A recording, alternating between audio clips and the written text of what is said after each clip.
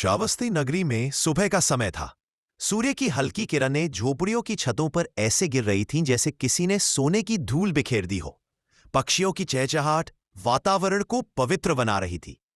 इसी पवित्र समय पर लोग जेतवन विहार की ओर चल रहे थे, जहां आज बुद्ध एक महत्वपूर्ण उपदेश देने वाले थे।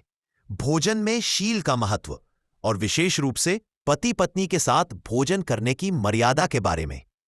लोग उत्सुक थे क्योंकि इस विषय को लेकर समाज में बहुत भ्रम था।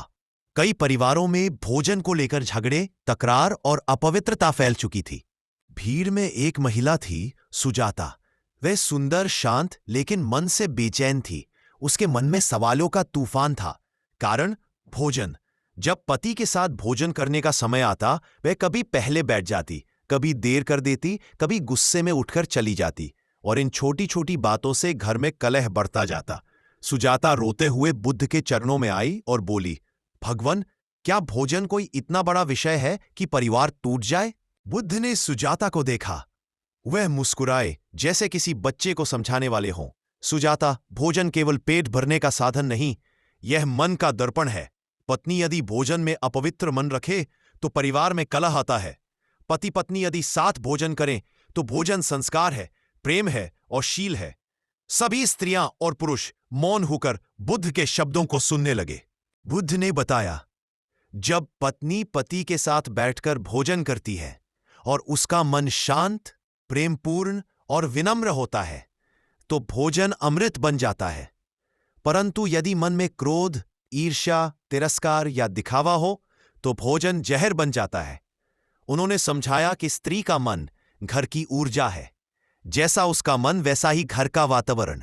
बुद्ध ने कहा, जब पत्नी पति के साथ प्रेम और समानता के साथ भोजन करती है तब घर में दोगुनी वृद्धि होती है, धन भी, सुख भी और सम्मान भी।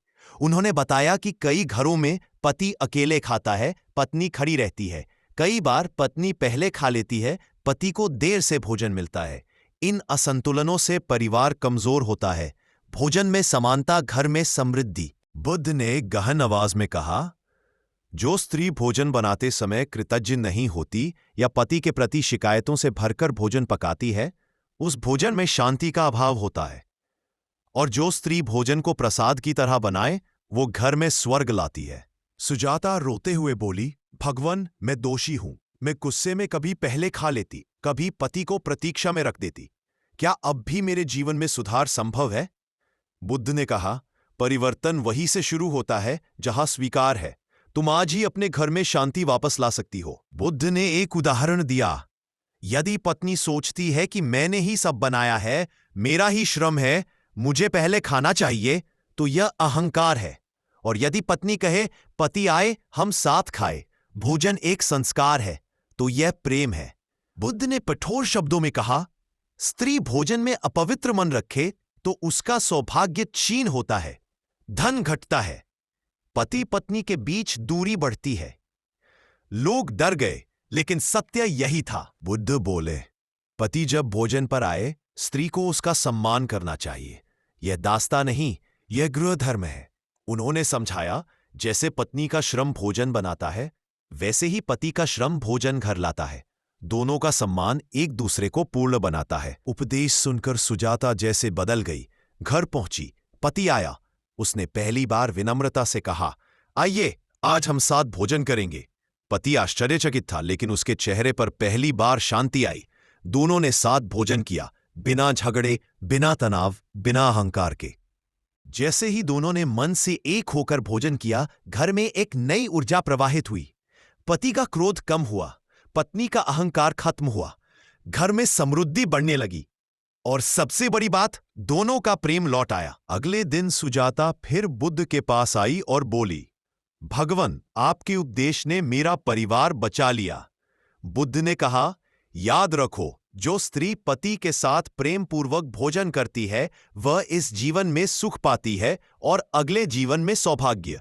यह सुनकर सबने बुद्ध को नमन किया। यदि आप भी चाहते हैं कि आपके घर में शांति, प्रेम और समृद्धि बनी रहे, तो भोजन को केवल खाना ना समझें, इसे एक संस्कार बनाइए। भोजन में क्रोध न रखें, अहंकार न रखें, एकता रखें, सम्मान रखें, तभी घर में शांति और सौभाग्य स्थायी रहेगा। दोस्तों, अगर कहानी अच्छी लगी हो तो इसे लाइक करें, शेयर करें और कमेंट में बुद्धं शरणं गच्छामि जरूर लिखें। ऐसी और कहानियों के लिए चैनल को सब्सक्राइब कर दें। धन्यवाद।